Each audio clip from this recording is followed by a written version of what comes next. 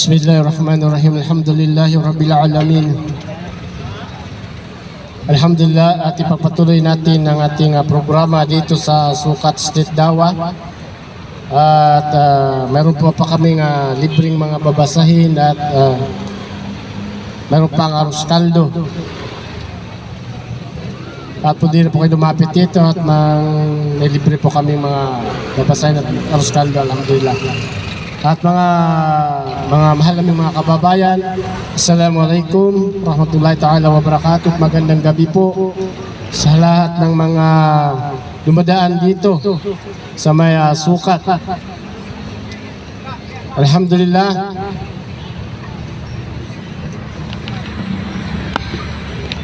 Ngayon po ipagpatuloy natin ang ating programa habang inaantay natin ang ating mga kapatid sa agama ng Islam. At alhamdulillah, at na kung saan ito po ang aming every Sunday na ginagawa namin dito. Ito po ang aming ito ang reliyong Islam na nagpaparating sa inyo ng kapayapaan sa lugar na ito at nagpaparating ng katotohanan patungkol sa paniniwala sa nag-iisang tunay na Diyos, walang iba kundi si Allah subhanahu wa ta'ala, na kung saan siya po'y nagpadala ng mga sugot, mga propeta sa atin. At ang pinakahuling propeta na pinadala niya ay walang iba kundi ang propeta Muhammad sallallahu alaihi wasallam. At ito hindi kinikilala ng aking mga mahal na kababayan, at ito hindi nila kilala. Opo, dahil nakapokus sila sa mga iba-iba lang ng mga propeta na isinugo ng Diyos. Kaming mga Muslim ay naniniwala kami sa lahat ng mga sugo at mga propeta na ipinadala ng Diyos sa sangkatauhan. Kagaya nila Adan, sila Noah, sila Abraham, sila Solomon, Moises, sila David, sila Saleh, sila ni John the Baptist, Zakaria, sila ni Jesus Christ. At yung hindi pa binanggit sa banal na Quran ng mga propetang ipinadala ng Diyos. Humigit kumulang na sa mga 124,000 humigit kumulang ng mga propeta, mga sugo na ipinadala ng Diyos sa sangkatauhan. At ito nga ang pinakahuling propeta ipinadala ng Diyos ay si propeta Muhammad, sumakanya nawa ang kapayapaan. At lahat sila ay galing, iisa ang kanilang mga pinanggalingan. Dahil isa lang nagsugo sa kanila, iisa lang ang lahing pinagmula nila. Sila ay mga propeta. Galing sila sa lahi ni propeta Abraham. Kung si Jesucristo ay galing sa lahi ni Isaac,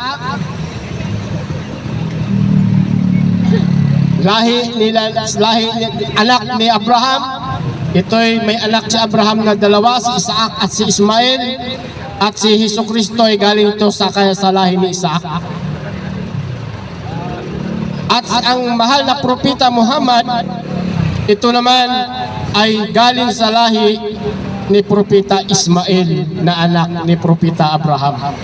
Kaya pinakahuling propeta na pinadala ng Diyos ay si propeta Muhammad sa lahat ng sangkatauhan. Kasama na po tayong mga Pilipino. Opo, si Jesus Christ ay hindi tayo kasama na isinugo siya. Ang sabi ni Jesus Christ sa aklat ng Biblia, ako'y isinugo lamang sa bayan ng Israel. Kaya hindi tayo kabilang ng mga Pilipino. Doon lang siya isinugo, doon lang siya itinalaga ng Diyos sa bayan ng Israel, sa angkan ng mga Israelita, sa mga Hudyo. Opo, may mga propetang ipinadala ang Diyos sa kanyang lahi, sa mga bayan, sa lahi, sa tribo. Halimbawa, si Jesus Christ nga, doon na siya sa tribo ng mga Hudyo, sa mga Israelita. At ang pinakahuling propeta na pinadala ng Diyos ay ang mahal na propeta Muhammad ay sa lahat ng sangkatauhan. The last na propita. Wala na pong propita ang darating. Kaya bad news sa mga nag-aangking propita na hindi naman kalahi nila Abraham at hindi naman kalahi ng mga propita sila Ismael at Isaac. Bad news sa mga nagpakilalang propita daw. Sila ay mga sugo. Dito sa bandang Maynila may sugo. Bandang Mindanao mayroong sugo din. Kaya bad news sa kanila dahil hindi sila kabilang na isinugo ng Diyos sa sangkatauhan. Dahil sinabi ng mahal na propeta Muhammad, wala ng propitang darating pagkatapos niya. Pero si Jesus Cristo, si Jesus Christ ay nagsabi sa aklat yun ng Biblia na siya'y aalis at may darating na isang propita. Opo, mababasa po niyan sa aklat ng Biblia na sinabi ni Jesus Christ na mayroong darating na isang propita. Walang iba kundi ang mahal na propeta Muhammad sallallahu alaihi wasallam. At ang mahal na propeta Muhammad sallallahu alaihi wasallam at binigyan siya ng Diyos, ng Allah, ng aklat. Ito po ang banal na Quran. Kung si Moises ay binigyan ng Torah, yung nakalagay ng 10 utos, at si Jesus Christ ay binigyan ng Ebanghelyo, yung tinatawag na bagong tipan, ang mahal na propeta Muhammad ay binigyan ng Diyos. The last of Testament of God ay ang banal na Quran. Ang banal na Quran ipinahayag ng Allah sa propeta Muhammad, sumakanya raw ang kapayapaan ng 23 years. Opo, hindi po buong aklat ang ibinigay, kundi bawat nangyayari sa humigit na sa panahon ng may nangyayari sa 23 years nabuo ang Quran. Ito po ang banal na aklat na Quran ay nandito sa atin. Walang kulang, walang dagdag, walang bawas. Humigit 1,500 years na ang banal na Quran ay Arabic pa rin ang nakasulat. At ito'y translate lang sa Tagalog or English o sa ibang wika para maintindihan natin. Kaya pag yung Quran ay walang Arabic, ito hindi matatawag na Quran, ito ay translation lang ng Quran. O malapit-lapit na kahulugan sa Quran. Dahil ang Quran, ito ay ang wikang Arabic. Dahil ang mahal na propeta Muhammad ay pinadalhan ng Allah, ay siya po'y isang Arabo, isang Arabic na wahid. Kagaya naman kay Jesus Christ, ipinahayag sa kanyang wika ay Aramaic.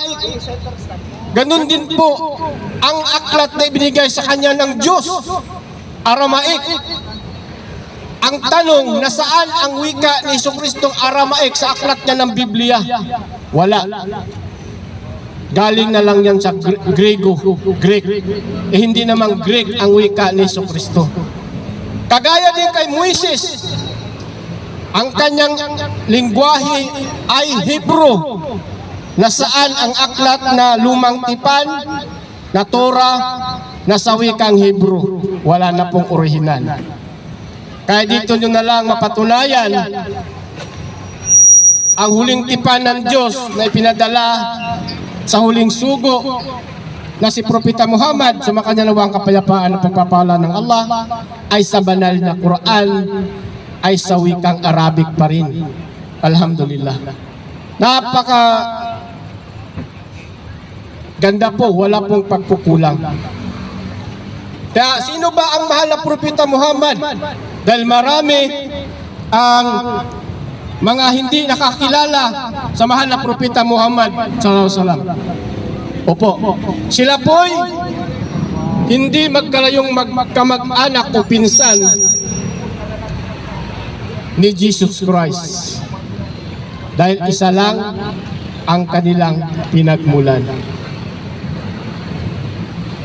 Kaya mga mahal naming mga kamagulang at mga kapatid, kaya hindi po kami naniniwala na si Jesus Christ ay Diyos o anak ng Diyos, dahil wala pong pinagkakaiba sila sa mahal na propeta Muhammad sallallahu alaihi wasallam, na sila'y mga propeta at sugo ng Allah subhanahu wa ta'ala, para ipinadala sa atin, para turuan tayo, para ipakilala sa atin kung sino ang naglikha sa atin. Batid ba natin kung sino ang naglikha sa atin nang pinanganak tayo kung wala ang mga sugo at mga propeta ng Diyos? Hindi, mga kababayan. Kung walang aklat na ibinigay ng Diyos, paano tayo sumamba sa Diyos? Kaya tingnan mo, may sumasamba sa araw, may sumasamba sa kahoy, may sumasamba sa mga tao, pera. Dahil wala po silang sinusunod. Ngunit ang Islam, ito po yung manual. Itong manual na ang banal na Quran. Parang halimbawa, kapag bumili ka ng TV or cellphone, di ba mayroong manual dyan kung paano mo gagamitin ang iyong cellphone? Ganon din ang buhay mo, kapatid, dito sa ibabaw ng mundo. May manual, paano sundin ang tagapaglikha. Hindi ka lang nabubuhay sa mundong ito na para kang hayop, na wala kang sinusunod, kundi yung sarili mo lang. Hindi po ganon. Ang Diyos nagpadala ng sugog mga propeta para turuan tayo, para mamuhay tayong may takot sa Diyos at sumamba lamang sa Kanya. Hindi tayo hayop. Iba pagkalikha sa atin. Tayo'y pinakamainam na nilikha ng Diyos. Opo, sinabi niya sa banal na Quran. Tayo ang pinakamainam na nilikha ng Diyos. Binigyan niya lang tayo ng free will. Binigyan niya lang tayo ng kalayaang pumili ng mabuti at masama. Sumunod o hindi. Ngunit sa araw ng pagkabuhay muli, sa araw ng paghukom, kababayan, ikaw, ako, tayong lahat haharap tayo sa Kanya. Haharap tayo sa tagapaglikha at doon tayo sisingilin, lilitisin sa ating nagawang mga kasalanan, mga magulang at mga kapatid. Lagi nating tandaan na walang saysay ang buhay natin sa ibabang mundong ito. Sinabi ng Allah, akala nyo ba'y nilikha ko lamang kayo na isang laro lamang? Uulitin ng Allah, sisingilin tayo ng Allah sa ating ginawa dito sa mundong itong ibabaw. Lahat tayo haharap sa dakilang tagapaglikha. Wala na pong makakatulong sa atin. Hindi ka matutulungan sa iyong anak. Walang anak ay makakatulong sa kanyang ama. Kamag-anak man, mayaman ka man, mahirap ka man, kahit niya po pinakamayaman sa daigdig sa mundong ito, pagdating sa araw ng paghukom, hindi mo maibabayad ang iyong kayamanan sa Allah subhanahu wa ta'ala. Hindi mo kayang bayaran ang iyong pananagutan sa dakilang tagapaglikha. Hindi mo kayang bayaran ang kasalanan mong pagtatambal sa Allah. Ano ba ang pinakamalaking kasalanan na ito'y hindi mapapatawad ng Allah, ng Diyos, kung ikaw ay namatay na hindi nakapagsisi? Opo. Lahat ng kasalanan, pumatay ka man, nang rape ka man, lahat na. Ngunit may isang kasalanan na ikay na pag namatay, hindi mo na pagsisihan. Sa araw ng paghukom, hindi ka papatawarin ng Allah subhanahu wa ta'ala. Anong kasalanan ito? ay magkaroon ka ng ibang Diyos liban sa tagapaglikha na si Allah subhanahu wa ta'ala. Ang sabi ng Allah sa banal na Quran, itong huling kapayagan na ibinigay niya, katotohanan, inna laha la yaghfiru an yusraka bihi wa yaghfiru ma duna dhalika liman yasha. Humigit kumulang sa ating wikang Tagalog, ang sabi ng dakilang tagapaglikha ng Allah, katotohanan, hindi niya pinatatawad ang kasalanang pagtatambal sa kanya sa pagsamba. Ngunit pinatatawad niya ang ibang kasalanan maliban dito sa sino mang kanyang naisip. Allahu Akbar. Ibig sabihin mga kababayan, kapag ikay namatay, hindi ka nakapagsisi na ang Diyos na tagapaglikha ay pinagtatambalan mo. Ang iyong sinamba ay yung nilikhang bagay.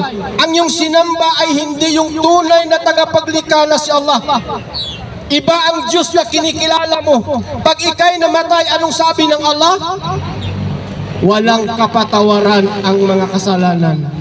Ngunit patatawarin niya ang ibang kasalanan ng sino man ang kanyang naisip. Ibig sabihin kapatid,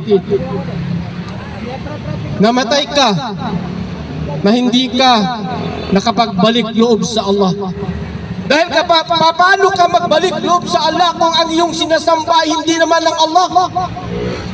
Akala mo ang sinasamba mo ay totoo na. Akala mo ang sinasamba mo yung nilikhang bagay, akala mo yun ang totoong Diyos. Maging sa aklat ng Biblia ninyo, sa 10 utos ng Biblia, huwag kang magkakaroon ng Diyos liban sa akin. Napakalinaw po yun mga kababayan. Yan ang hindi ko lang po alam bakit hindi itinuturo ng mga ngaral ninyo eh. Unang-una kapatid, isa din po akong dating Kristiyano. Kaya alam ko po ang nilalaman ng aklat ng Biblia. Bakit? Nag-aaral din po ako niyan. Ngunit nang natagpuan ko ang itong pananampalatayang Islam, ito palang reliyon na ibinigay ng Diyos sa sangkatauhan at itong reliyon na pinamumuhay ng lahat ng mga sugot, mga propita, maging si Jesus Christ, ito din ang reliyon niya. Pinangangaral niya sa angkan ng Israel. Kaya si Jesus Christ, pinangaral niya rin ang reliyong Islam dahil siya ay isang Muslim. Kaya yung natagpuan kong Islam, hindi na ako nagdalawang isip pasukin ang pananampalatayang ito dahil ito pala ang totoong reliyon na galing sa Diyos. Wow. Yung ibang reliyon ay tinatag lang ng tao. Yung mga ibang reliyon, ibang sikta, ito po hindi paninira, ito yung katotohanan. Anong sabi ng Allah sa banal na Quran? Tatanggapin niya ba ang iyong reliyon na hindi galing sa Kanya?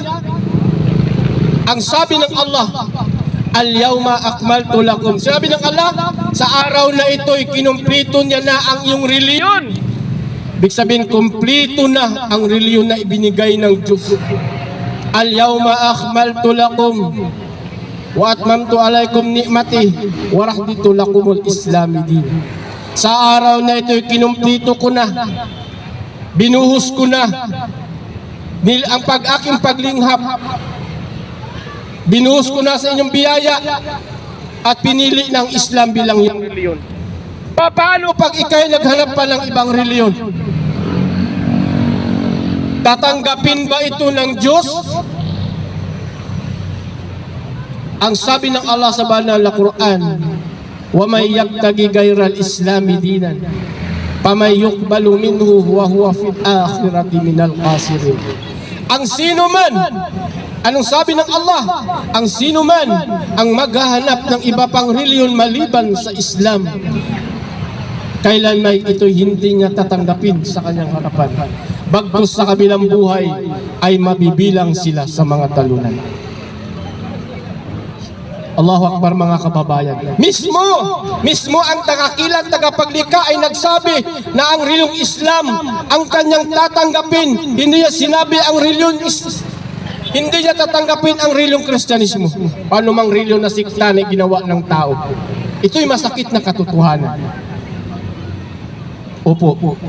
Nang nilikha niya ang tao, binigyan niya ito ng reliyon. Si Adan at iba mayroon ng pananampalataya. Ibig sabihin ng Islam, sa mga hindi pa nakakalam, dahil ito'y salitang Arabic, sa wika natin, ito'y pagsukot, pagsunod sa kalooban ng tagapaglikha ng Allah. Sa Bisaya, pagtuman sa sugo sa Ginoo. Dahil Islam, ito'y Arabic, pagsuko sa kalooban ng Diyos ng Allah. Sino naman kaming mga Muslim? Akala namang iba ay yung mga Muslim ay taga Mindanao. Yung mga Maranao, Tausug, Maguindanao, Yakan, Arabo, Pakistani. Opo, akala nila yung mga nagtitinda dyan ay mga Muslim yan. Ito'y salitang wikang Arabic na salitang Muslim. Ito yung mga naniniwala na mayroon lamang iisang Diyos na si Allah subhanahu wa ta'ala at nagpapasakop, sumunod, sumuko, tumalima sa lahat ng kautusan ng dakilang kaplikha ng Allah subhanahu wa ta'ala. Yan ang Muslim. Hindi lang tao ang Muslim, yung araw, yung buwan, yung hangin, puno, mga hayop, sila po'y mga Muslim. Sumuko sila, sumunod, tumalima sa kautusan ng tagapaglikha na si Allah subhanahu wa ta'ala. Alhamdulillahi Rabbil Alamin. Ang susunod natin ng ating kapatid. Alhamdulillah, makain pa. Sige, pagpatuloy natin.